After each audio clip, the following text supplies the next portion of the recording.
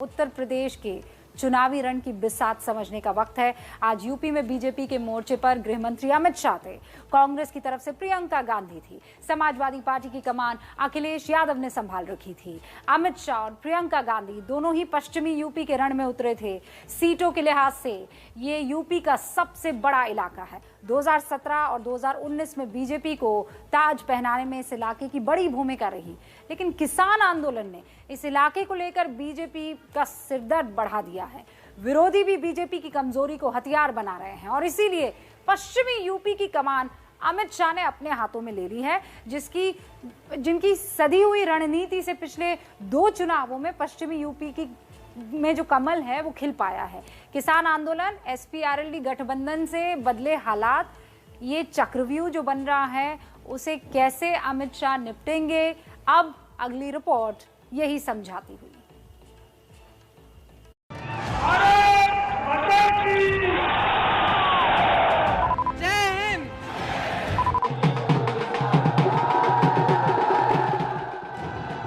UP की लड़ाई में दिग्गज मैदान में और मेरे जिगर के टुकड़े जैसे युवा मित्रों,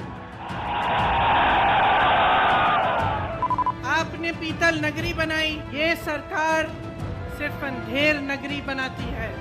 आने दो 2022 का चुनाव, खलेड़ा होबे कि ना होबे। राजनीति के दिग्गजों का यह अंदाज बता रहा है कि उत्तर प्रदेश का रण पुराने सभी रिकॉर्ड तोड़ने वाला है। बीजेपी के सपने को साकार करने यूपी पहुंचे अमित शाह ने सहारनपुर में जनता से जो संवाद किया, उससे ये भी साफ हो गया कि सत्ता की चाबी पश्चिमी यूपी में ही है। पश्चिमी उत्तर प्रदेश वाले इस बार 300 पार होगी या नहीं होगी? क्या 300 पार होगी? पक्का होगी? मोदी जी को बता दे। सिर्फ अमित शाह ही नहीं बल्कि विरोधी भी पश्चिमी यूपी की अहमियत को समझते हैं। अमित शाह सहारनपुर में बीजेपी के लिए वोट की बैटिंग कर रहे थे तो उनसे सिर्फ 200 किलोमीटर दूर प्रियंका गांधी कांग्रेस के लिए दम लगा रही थी और दोनों ही जनता के आशीर्वाद के लिए झोली फैला रहे थे। मैं आज समग्र पश्चिमी उत्तर प्रदेश की जनता को निवेदन करना चाहता हूं, फिर एक बार आपके आशीर्वाद की जरूरत है, फिर एक बार आपके समर्थन की जरूरत है। बारिश हो रही है और कष्ट नहीं दूंगी और अगली बार अपने पति को भी यहाँ लेकर आऊंगी, अपने ससुराल, आप सबसे मिलवाऊंगी। दरअसल किसान आंदोलन की वजह से बीजेपी को पश्चिमी यूपी में खतरा महसूस हो रहा है और विरोधी किसान आंदोलन को ही हथियार बनाकर बीजेपी को पटकनी देने की विसात चल रहे हैं। इसलिए अमित शाह ने सहारनपुर में गोल पोस्ट शिफ्ट करने में कोई कोर कसर नहीं छोड़ी। सहारनपुर में अमित शाह ने हर वो बिसात बिछाई जिस पर खेलने की बीजेपी एक्सपर्ट है। उन्होंने पलायन का भी जिक्र किया और पाकिस्तान का भी नाम लिया कि 2017 में यही सहारनपुर में मैं आया था। मैंने उनको कहा था कि आप एक बार भारतीय जनता पार्टी की सरकार बना दीजिए, आपको पलायन करने वाले उत्तर प्रदेश से पलायन करते जाएंगे। सपा बसपा कांग्रेस की सरकार नहीं है, भाजपा सरकार है।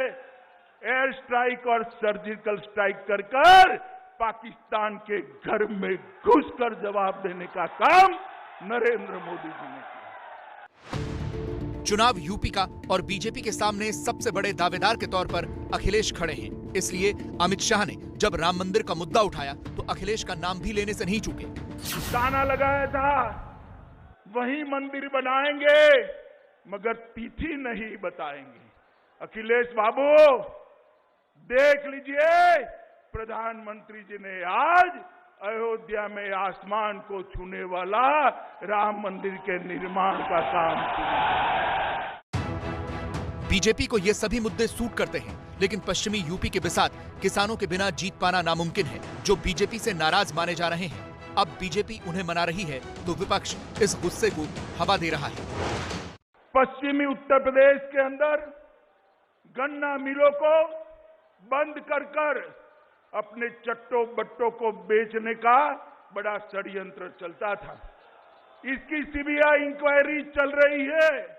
कहीं पर भी एक भी मिल भारतीय जनता पार्टी की योगी सरकार बनने के बाद बेची नहीं गई है, बंद नहीं हुई।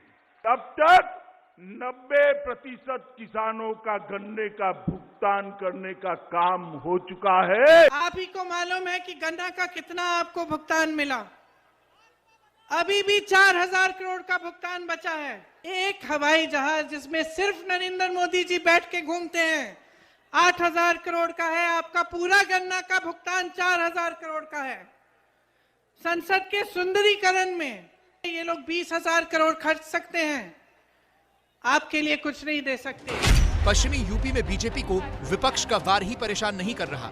किसान आंदोलन की अगुवाई कर रहे राकेश टिकैत का भी ये गढ़ है, जो लाख कोशिशों के बाद भी आंदोलन खत्म करने को राजी नहीं है और बीजेपी के खिलाफ उनके वार रुकने का नाम नहीं ले रहे। किसान खेत में नहीं जाएगा तो घास जम जाएगा, उनका नाश हो जाएगा। उस किसान का जो उनसा किसान खेत को नहीं देखे, और जो उनसे पॉलिटिकल आदमी हैं, ये अगर जनता के बीच में वोट नहीं मांगेंगे तो इनका नाश होगा। यूपी की लड़ाई कई मोर्चों पर है। बीजेपी विकास और हिंदुत्व के हथियार से लड़ाई जीतना चाह रही है, तो अखिलेश वोटों के गुणागणित और सीएम योगी पर सीधे हमला कर अपना दावा ठोक रहे हैं।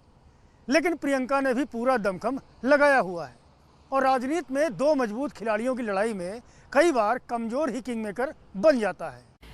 तो ये तो उत्तर प्रदेश की राजनीति आपने समझी और देखी।